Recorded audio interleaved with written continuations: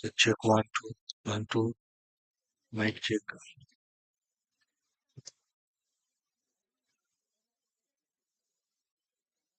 Welcome back.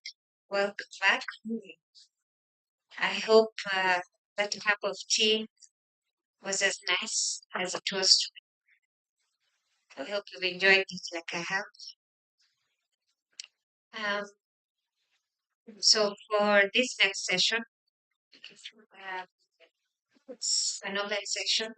The professor has already highlighted a few issues, which I think some of them also need some clarifications.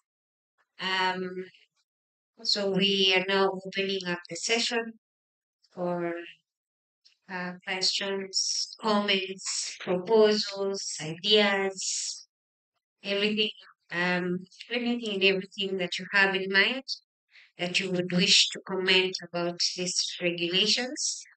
Then now open, I would wish to now open the floor and also way of reminder, please remember to fill your views form and the questionnaire, uh, even as we go through this part. So you're welcome to start contributing. Those ones who are still outside, um, we're hoping that you can now maybe finish and then join us so that we can all have one meeting. Um, and in the meantime, whoever has any questions, any proposals, or comments, welcome to discuss.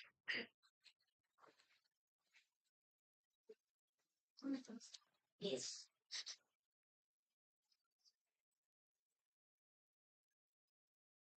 Okay, thank you so much. Um, it's an observation, not a question. But I think most of us who are here will relate to this, and I then want to ask what the nexus would look like if we get these two perspectives. And Lawrence, I hope you can also help us think through this.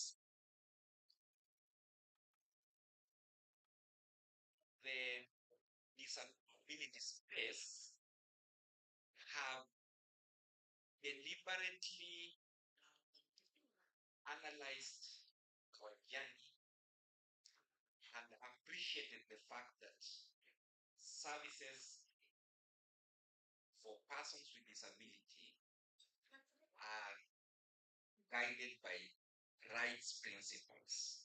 That services are rights, and that persons with disabilities are part and parcel of their communities. And therefore, there is no need for separate approaches in terms of development.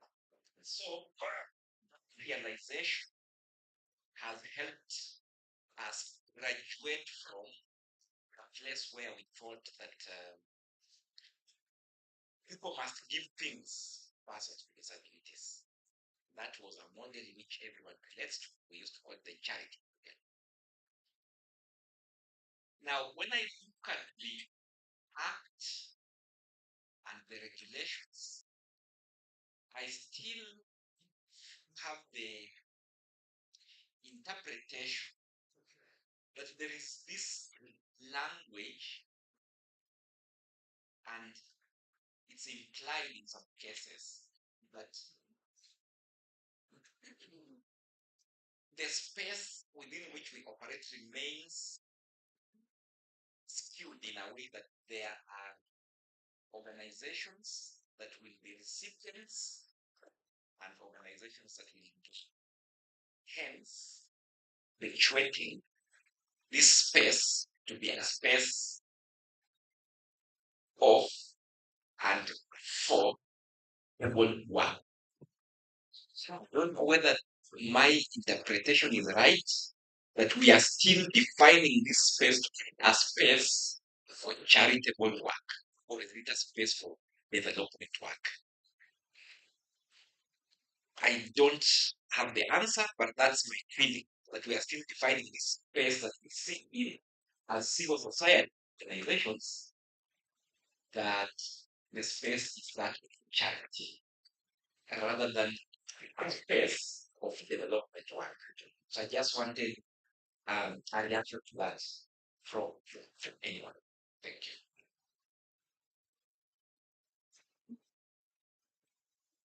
Thank you so much. I would kindly request that you give us your name and perhaps a reminder of the organization so that as a retro's record, they'll be able to note that.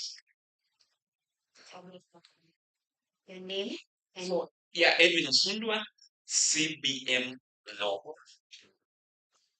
thank you so much. So for everyone who will be contributing, who will be giving their comments, questions, proposals, positions, kindly remember to give us your name and your organization. I know we've taken the names, but for reminder purposes, you can repeat that. So perhaps from what Mr. Osundwa has asked, whether this space is one of a charitable space or and developmental space. I think this would be, from my view, um, the space that the PBOs operate, you'd say, falls in both categories in the nature in which we operate, and even in terms of the definition that we've given the PBOs. You undertake those activities that are not necessarily in the target communities or the target spaces or the target groups are mostly spaces where uh, there's not been reach in terms of uh, government or any other private entities, and it's mostly could be in all by all meaning charitable work.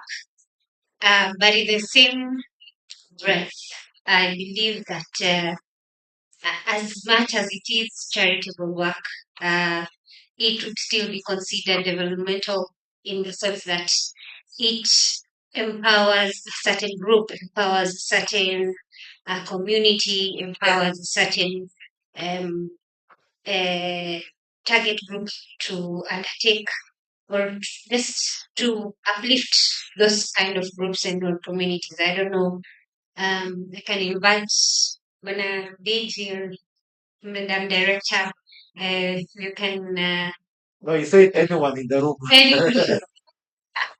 invite anyone in the room to give their views on that as well. Perhaps if they continue to contribute. Yes, yes, I think it was more of a comment. yes, Yeah. right. Um, as I indicated earlier, I think for the benefit of those who are still outside, we have opened up the session for comments, propositions, observations, proposition. Anyone who has something to say, questions, we have the authority with us to be able to answer any administrative issues that will come up or questions that will come up. So you're open to feel free to give um, your views.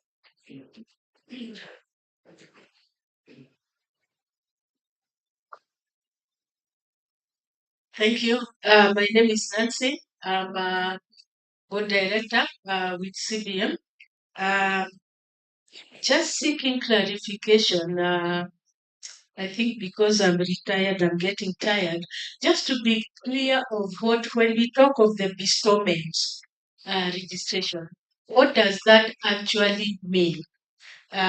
Given that taking cognizance that some of the organizations are registered as whether limited by guarantee or society. So just clarify what that installment means and whether that also now goes with the 18 that was brought to in terms of certificate of registration. Do people get the registration of the organization get the certificate of registration for that and can then be cancelled and not withdraw the money. And that's what I like that, just to get what bestowment mean and what does that translate to. Then the number two for me is really, which Dr. Munde also alluded to that, the alignment of the PBO with the PBA. I think to us that is quite difficult to see how these are talking to. But the also alignment of uh, the the the act, this act, and the devolution structure, the devolved structures. Really, given the fact that most of the PBO organizations are implementing or are actually collaborating more with the county government structures. So, what does the authority actually do?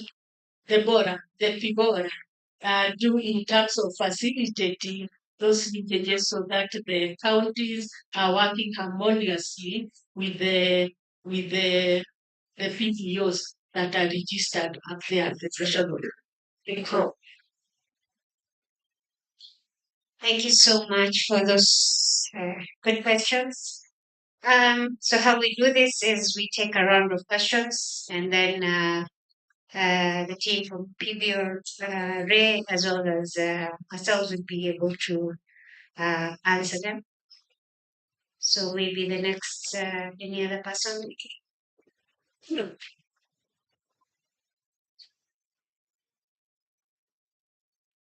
Okay. Good afternoon, everyone. As I said earlier, my name is Joseph.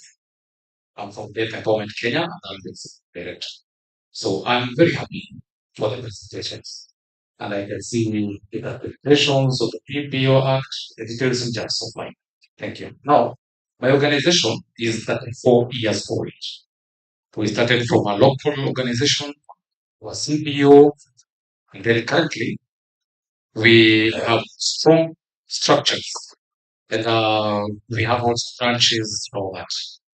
Now, I see this PPO Act, the new regulations, process and all that. I can see what will be the issue when we want to move to the PPO Act as an organization. What are the assessments? And also, will we be able to pay over 1 million shillings? And remember that the organization is on disability. And we don't know whether we'll have to convert it and maybe do sorry. I was saying my organization, we can do an assessment because the assessment can say that maybe we pay over leadership. But remember, my organization is on disability mainstreaming and we mainly focus on the deaf people. So I'm assuming that if we have to close the organization and maybe we do the assessment and we find that maybe we have assets over 1 million. So we have to transfer these assets to another organization. So which provides this or transfer of assets. Number two,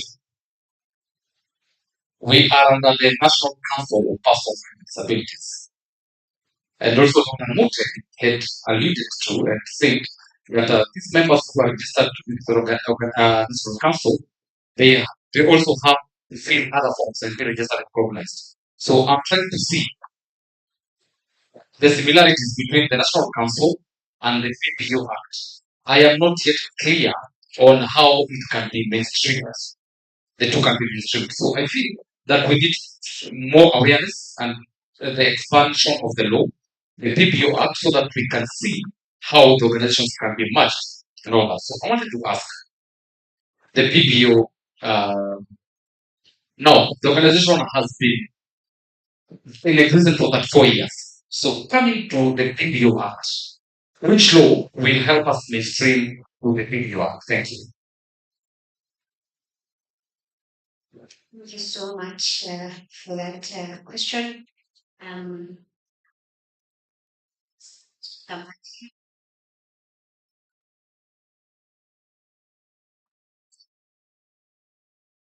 My name is Ella Wemo. I'm a director at Waldorf. So I have a number of questions. And one is in regards to the handles of the website that is currently running the NGO website. In terms of even accessibility, in terms of usage, sometimes you go to that website and you're trying to download forms, and it's actually quite a challenge. So already, if you're speaking of accessibility, then even for the person who has no challenge, you find that sometimes those forms or the information there is not really clear information, which then means sometimes you have to go to your office to get that information. Now, imagine somebody who is not in Nairobi and has to come to Nairobi and get that information.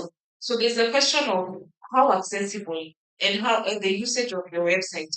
As you now launch and move to now PP Gora, really, I think Gora should be the first thing that has your name is saying, so that you can go to your website and I don't need to come physically to your office. And then there's the I'm also thinking about the awareness of the information for people who are in the rural areas, mashinani. How have they gotten the information of what is going on, the changes that are there, and especially when you think about groups of people with disability who have registered as CPOs, how are they going to translate their registration process and those kind of things? And is there awareness? So the civic education, I think, is something that really needs to be worked on so that those people at the machinani level are able to understand and have knowledge and know what's going on. Thank you. Thank you. I don't know. Did you mention your name? Oh, yeah, thank you. Hope Bertrand have that. Okay. Let's take one more question and then we can proceed to answer it. Thank you. My name is Jemima Kutata, CBM. Mine is just a concern when it comes to the PGORA registration, because when it comes to organizations of persons with disabilities, for you to get that certificate, it means you have undergone all the processes of registration. So I think we need to borrow more from the Disability Act, the current Disability Act, so that I don't register with the National Council, I go all the processes, and then again when it comes to Gora, I start again registering like I'm a new person.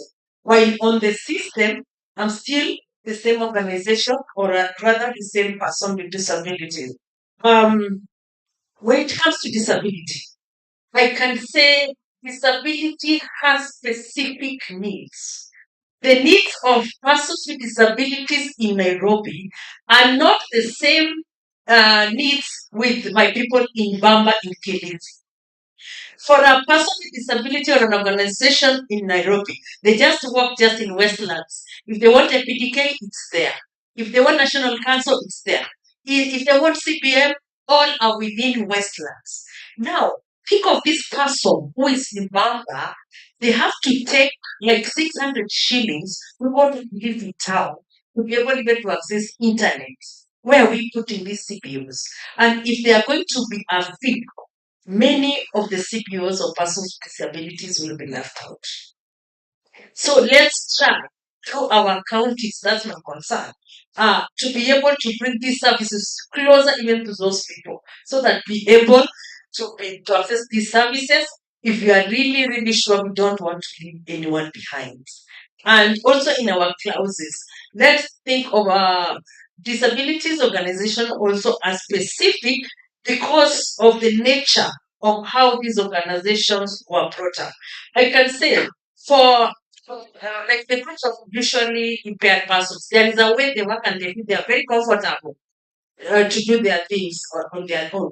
And you find that maybe they have a specific needs. So as we are really putting up these regulations, let's meet the needs of each category of disability so that we can really feel we are included, we are felt, and we are part and parcel of this bora. Wacheni ikuwe bora zaidi kwa kila moja. Thank you.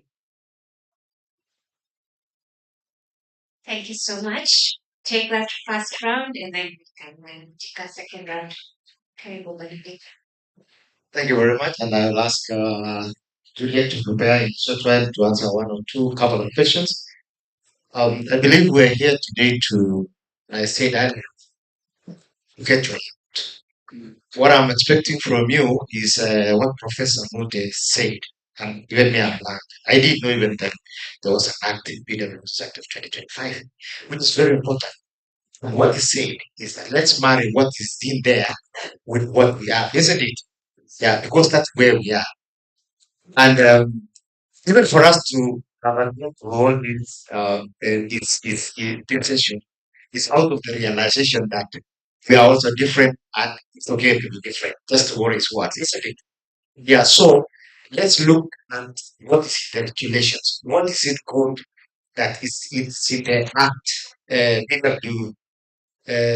Act of 2025, what we need now to include in our regulations, even and prepare when we'll be moving to our amendment of our because there are some sections of our act that has been declared unconstitutional, so that we can also include there everyone. And so, in line with that, that means if we are going as far that if you are registered, and this is the proposal that you guys should be forging here, is that if you are registered by the National Council with people with disabilities, it means when your organization is coming to register with people with when you have that, there should be an avenue for us to make it easy for you because you're already registered. Yeah, I think that's what we should be able to marry there. That once you are registered there with them, because when us we have to be very cautious. So not everyone will come and say, "Mimi ni PWD." Nana hiyo registration. Si ni kweli? Even for the organization, that we will be writing for them a recommendation for this exemption, which apply before we write let them have the registration with yes, within National Council for People with Disabilities. Let them have that. Let them have it and say we're here because we will be collaborating together. And it means we will be having a MOU with them so that we know once they send us a forwarding letter from them that this organization is registered with us, this is their members, it becomes easy for us so that they don't go all the way like other organizations. But because vetting and everything is important, let's have that collaboration. This time, let's have that in your memoranda so that you'll be able to be inclusive. Secondly, is about our website and which is not very responsive. That one I admit is not very good, but we are doing something about it. We are working. That we were coordination, but now we are an authority and we have a judge. You know, history is very good, isn't it? Yeah, all of us should be able to appreciate that we've come a long way. And I take that with humility, that positive criticism, we'll be able to make sure that our website is running. And for your information, actually, and it's good I mentioned here, that we've got a branding and visualization strategy that we are putting in coming here. We will be announcing our new logo and our identity, brand new colors. So you just think we are using the code of government. This one is a big concepting for all government agencies. If you know very well that if an entity in government does not have a recognized logo, they always go to default setting. That's why sometimes you see organizations with two logos, like the one for judiciary. This one is a default one. As we will be able to launch ours, we are doing very well. Already it has been approved by our management, it has been approved by our board. Possibly, the day we will be launching, the day we will be rolling out these regulations at the final stage, we will be able to come with that. Um, lastly, before I invite Juliet, is recently that's what I see for condition in Deborah. It was in the newspapers. So I want to also take this opportunity to ask you and ask your members to apply for those positions. Accountants. It was in the advert of we did. Maybe what Msema ilikuwa tarehe ngapi? Yeah, but the good thing is the deadline is not yet. The deadline is not. The deadline is for 28. So we want to, if you are registered with National Council and you apply, you need to tell us you meet the qualifications, you are registered and all that. So that because we do not want um to discriminate against anyone. We want to be inclusive as much. And I like the issues that someone has said that being different doesn't mean that people will sympathize with you. Yeah. Because we are all qualified and we know, and there are people here who've said the straight, um, Professor Mute and the rest, that you are just like anybody else. If you are qualified, you are registered with them, kindly, no, tell us that you are registered with you, now that we will be able to give you that opportunity. Juliet, please, if you can come and um, answer about the bestowment of public benefit status. Also, we need to appreciate that this act, this name is very difficult. It does not sound like government, isn't it? It doesn't sound like government. So even us, we find struggling. But I have been preaching and saying this was a creature of the civil society and NGOs. I inquired and I was told that David Alamba and the rest are the ones who came up with the name. And it was adopted and it is now an act. So, because we were in a forum and someone said, can you be able to change the name? We cannot be able to change the name because it's already Public Benefits Act. The realization that all what the organizations does is for the benefit of them.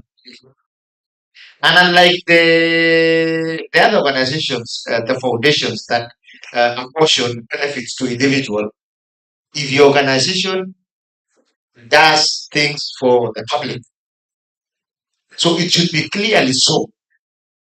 And that's why even this act says that it departs from the previous practice where it was only saying you can be able to file returns and declare if you have 1 million shillings and above. This act says actually, so long as you are registered as a BPO, you will have to declare your annual tax.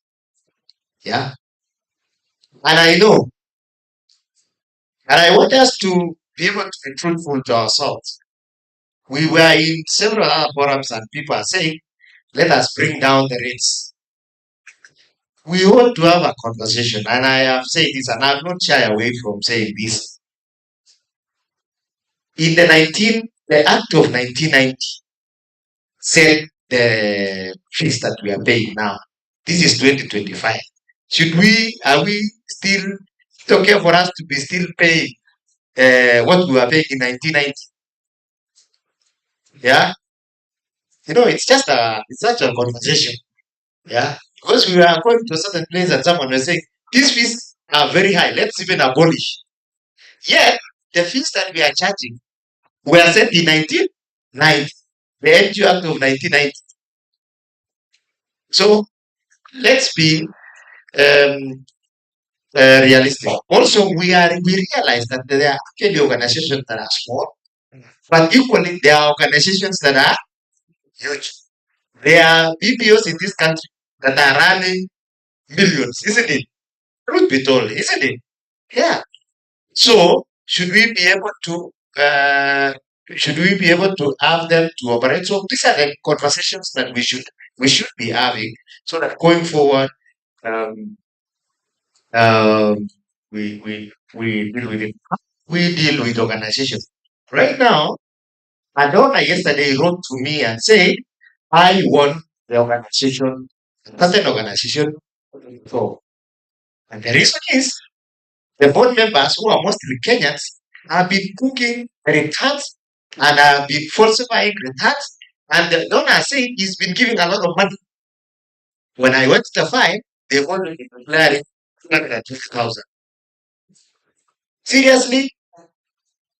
And this is where I'm saying, and I will never shy away to say, organizations, PPOs should be able to be truthful in terms of their declarations.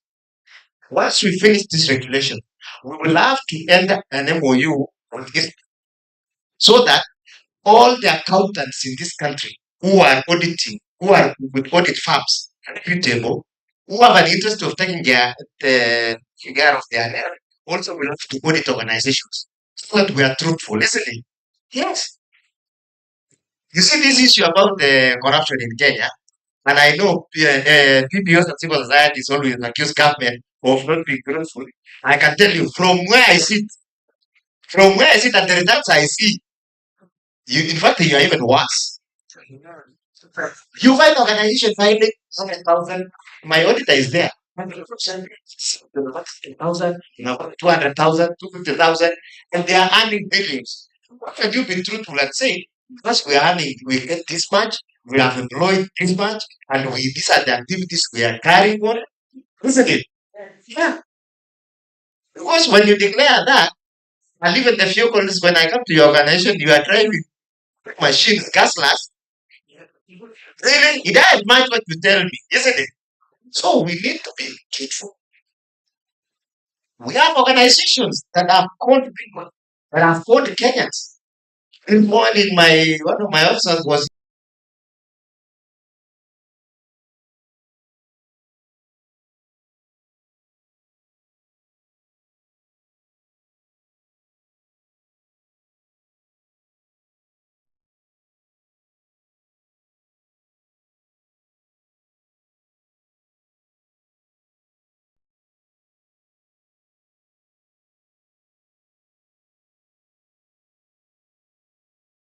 before coming here. Online, by the way, we are doing very well online. Nowadays, your certificates are just online. I just have to go click, and I'm done. So after I took a bias and we are online because we are also trying to reduce corruption. So when we tell you kindly go to our website, pay your subscription fee, fees, triple two, triple two. Yeah. Nowadays we don't see money in our offices. They want for annual returns, they want for registration. You just do it at the comfort of your office. We are trying and we'll be there very soon so that everything is online. In terms of devolution, we have 5 regions. We have Kisumu, Eldoret, Nakuru, Garissa, and Mombasa. Um, we are employing few people and we'll try to get another 5 regions in the next 1 year. That's our target. We also plan to have an MOU with Huduma centers. With the Huduma center, once we get everything, we finish these regulations, have structural forms. Once we finish, we will roll out and we'll have an MOU with the months, and then we will have 58 across the country, even more than the 47 counties. We will have 58 centers where our services will be available. And I think that is in the spirit of evolution. And lastly, we will also have an MOU with counties and national government. Now listen to this. When we were in Washington, D.C., the deputy governor told us that there are organizations, and it's replicated in the counties. There are organizations who go and give the county government. They go and tell them, let's have an MOU. We want to do early childhood education. We want to do climate change. We want to do this. Once they have the MOU, they vanish. Because they use that MOU, go and solicit for money that we are working with the county government. So when the donors see that MOU with county government, they give them money. Once they get, they do what you guys do in terms of your declaration. They go and give the county government 100,000 or 200,000 for an event. And then they take the funds during the county government function, and then they'll tell their donors, you see, we are serious collaborators with the county governments. When you go and see how much they've given, out of many other millions. I'm not saying, I'm not saying that all organizations are not good. We were with them the other day in Embu County, and they gave out vehicles. and departments, and we could be able to see they revived their whole hospital wing, which was 1 million of shillings. Are we together? What's the kind of things that we want to see? The authority will, as the authority now is gearing up, and going forward, once we finish, we'll be able to be visiting, because the act says there should be identifiable beneficiaries who can be seen, we can be able to see what is being done, not in papers, you know, not in papers only. So issues of governance, let's bring it out clear. Issues of transparency, issues of accountability. It should also be reflected on all PPOs, just like the way we demand from government. So all of us also should be able to walk the talk. We in the authority are committed to have everyone on board, including the government, to ensure that we level the playing field, we give support, we enable us to enable organization thrive and do the best. But nevertheless, I know many people fear the sanctions that the organizations will want to impose. But from where I see it, if you do the right thing, no one will be able to impose any sanctions on you. It's only people who are wrong and that we will impose sanctions on them. And let's see how, if there is anything that you see that we should be able to rectify here, then let's put it in place. And we bear in mind that this act provides dispute resolutions mechanisms through the PBO tribunal, which has been set up by the judiciary and it's up and running. We had nothing to do with it. I know there are some people who they've been saying that it's us who set up the PBO tribunal. That's not the correct position. The PBO tribunal was set up by the judiciary. They are the ones who advertised. They are the ones who interviewed. They are the ones who gave the names to parliament. Yeah, and they are the ones who have actually presented those people. If there is and I want to believe that a dispute between any organization and the tribunal and the authority can be able to be taken to the tribunal, with even within organizations. And as we are very happy from the authority, so that this matters of conflicts within organizations is out of our way. You can be able to take it to the tribunal, and the tribunal can be able to hear you and make a determination. And I believe that even if you are not satisfied with what the tribunal will have ruled, then there is some room of law. So I think I just felt that it's good to be able to inform you about that, and we'll be able to continue with the sensitization about what organization do. We'll be able to also agree with, I say, county governments, and also um, county governments, and also with the regions. You see, there are organizations who are registered in Nairobi. We give you the certificate, go and operate. I want to implore upon organizations that once you go into a certain region, it's always courteous to go to the county government and say, this is what we do. We are here. We are helping these people. It will help them in terms of reallocating resources within that county. Let's say, for example, you are in Turkana or any other, whichever county, and you are working in a certain sub county, carrying out a certain project, let's say wash.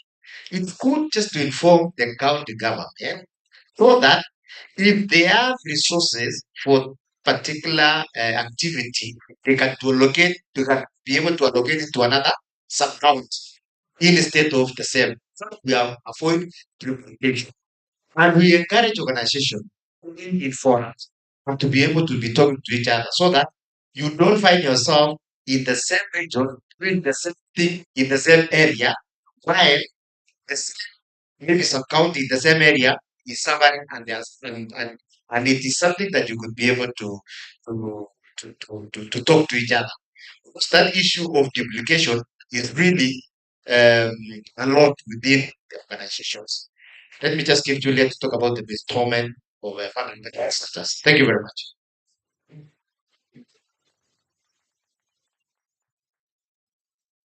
Good afternoon. Yes, my name is Juliet Harari. I'm in the legal department of the PBURA. So, first, I want to begin by thanking all of you for coming for this forum.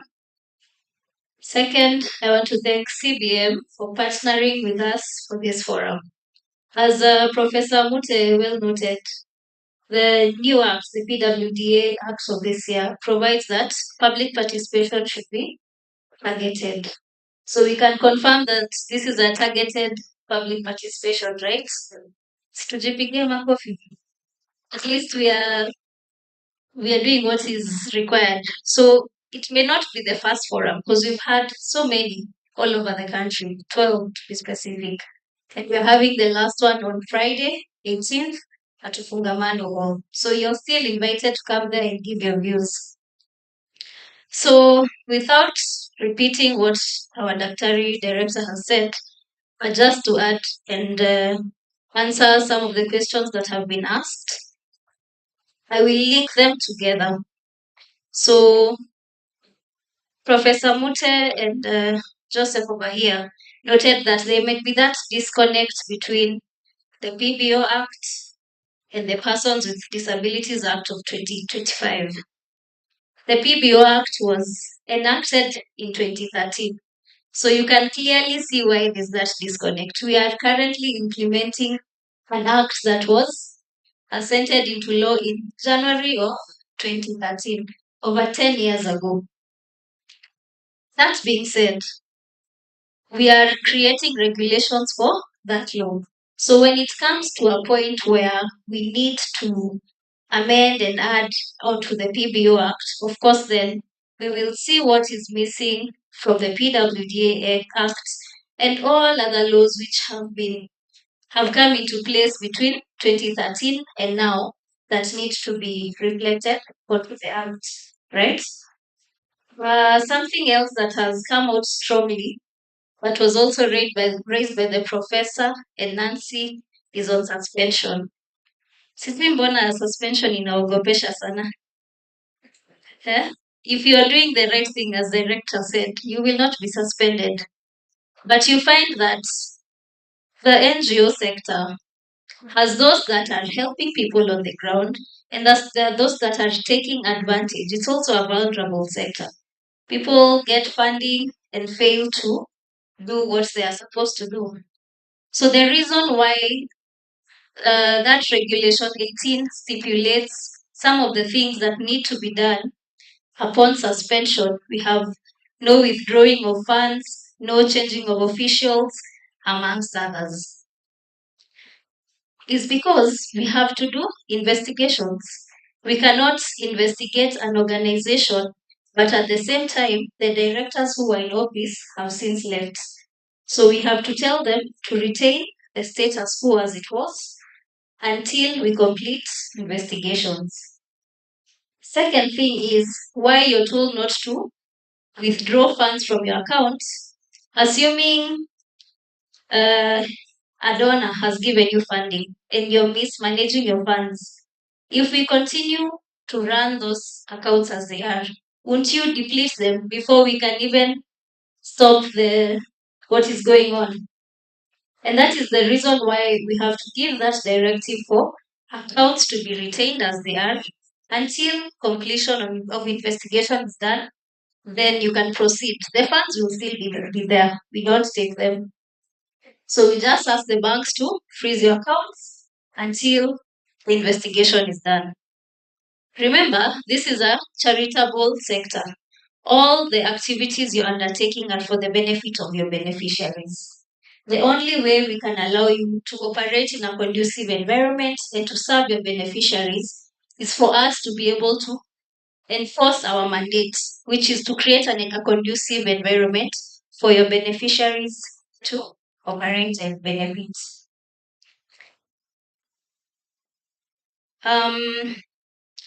Mr. Edwin from CBM Global asked about the NGO space either being a charity space or a development space. So I would like to respond that it is both.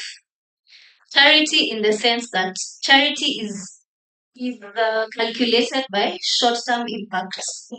Charity is relief of poverty, welfare. So if we are coming to assist either during floods, that is a short-term impact. That is charity. If we are coming to give the poor food, that is a short-term impact. But when it comes to development, we have to look at the long-term impact. What is the root cause of that poverty? How can we assist the government in coming up with policies which help ensure that poverty is eradicated in a long-term measure? So, as the NGO sector, or now known as the PBO sector, you have to look at it from both dimensions. Yes, you're conducting charity, and yes, you're also conducting development through advocacy, through working with the government to come up with policy. So the two can actually operate mutually. There's mutual existence in both charity and development. So I hope, Edwin, that is answered. The issue of bestowment. So the PBO Act provides for 4 forms of registration. We have registration of a national NGO, registration of an international NGO. We have exemption for exempt NGOs. Then we have bestowment. So bestowment is where you are already registered under a different legal entity. When the Act was developed in 2013, other charitable organizations were also being registered as trusts, associations, companies limited by guarantee, and we have societies. Now, you've also mentioned we have the National Council, which is also registering entities. So, what we look at under bestowment is the public benefits test. Regulation 7 of the regulations on your table provides the public benefit test. So, we look at whether your organization has met that test before it can be bestowed with the status. And the same will apply to also those registered under the National Council for PWDs. If it meets the public benefits test, then it can be bestowed with the status. So the implication of bestowment is that you just get the public benefit status, but you retain registration from your original legal regime. So if you are originally registered as a company limited by guarantee and you intend to be recognized as a PBO, you can come and get the PBO status. If you wish to be incorporated, it means you have to close the company limited by guarantee and register as a PBO because you cannot exist under two legal regimes. So you cannot get two different registrations. I hope that is well understood.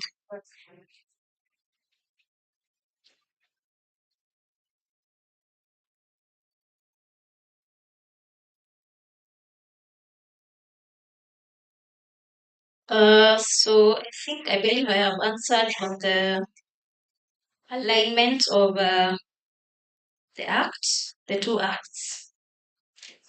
Yes. So maybe we can take some round of more questions, then we can proceed.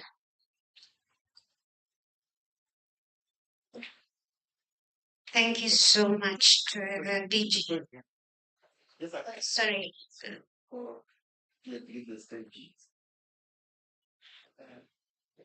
No, thank you, Juliet. Just before you leave the stage, is the bit of Ms. David Munyendo from CBM. In terms of allegiance, accountability, when you've been bestowed, that's for more or less like identity that you belong. But in terms of the legal compliance, where do you fall?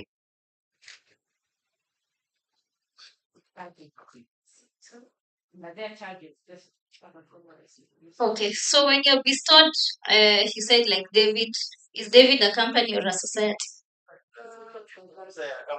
Okay, so David CLG is currently registered under BRS under the Companies Act and wishes to be bestowed with the PBO status. So we will bestow you with the PBO status if you meet the public benefit test, right? So when you're filing returns, you will file to both the company because you're still a company limited by guarantee. But you will also be required to file to report to the PBO regulatory authority because we still have to see what you're doing in terms of public benefits. Oh, yeah.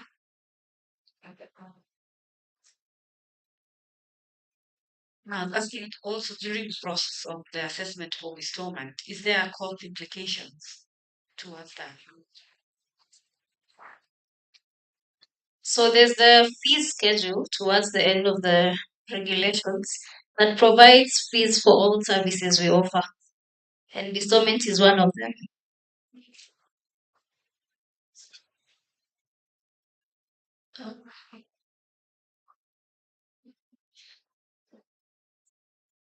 Hi everyone. Hello. My name is Maureen Sharon Awino from NeuroKids Warriors. So my concern is about you guys are talking about the bills and everything, but you're forgetting we are talking about disability. You're forgetting the new act that is saying that even the caregivers are being included in that act. Yet I've not seen you guys talking on the groups that are having the caregivers. And I am just looking on it. I'm not seeing anywhere that the caregivers are being included. Since that right now the new act is including caregivers with children with disability. Thank you. Thank you. Hi. Did she say her name? You indicated your name? My name is Maureen Sharon Awino. Okay, thank you so much, Maureen. Allow me, before we move to the next round of questions, which has been opened by Sharon. So as we close out on the first round, someone asked about civic education and the need for that to be done. And I think maybe just to answer that, the Act itself provides that the authority is mandated to conduct some capacity building. This is provided under Section 28 of the Act, as well as Section 42 of the Act, where the authority is mandated to advise and train PBOs. So I believe that is also covered. There's also a question on this transfer of assets. I believe there was a question on where that is anchored and why that is.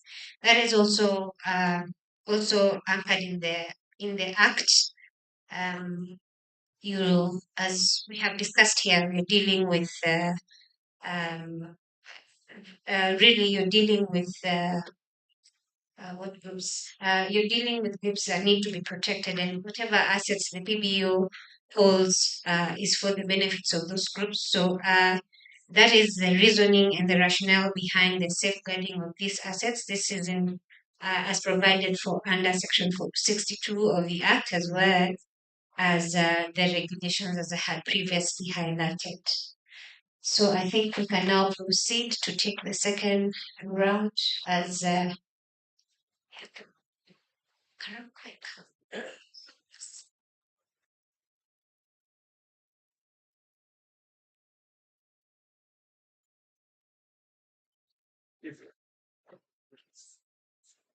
Thank you.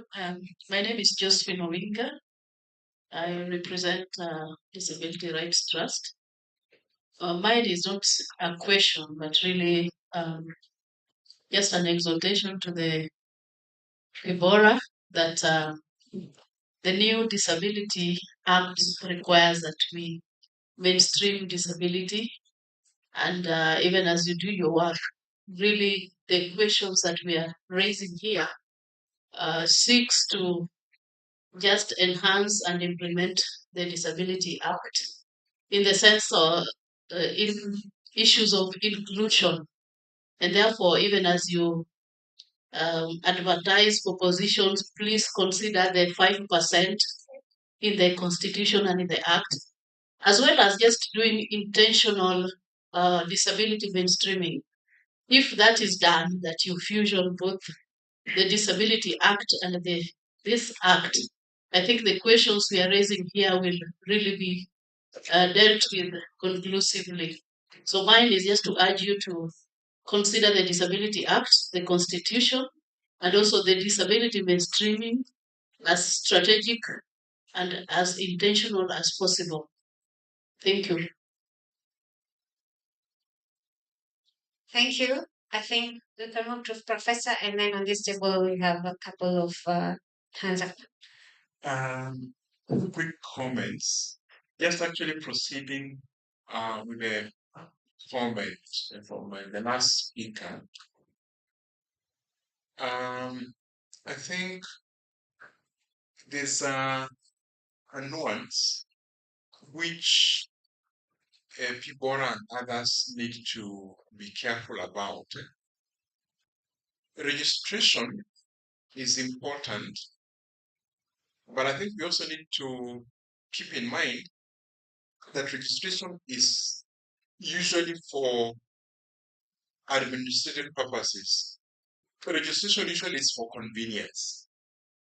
The fact that one may not be registered does not mean and should not mean that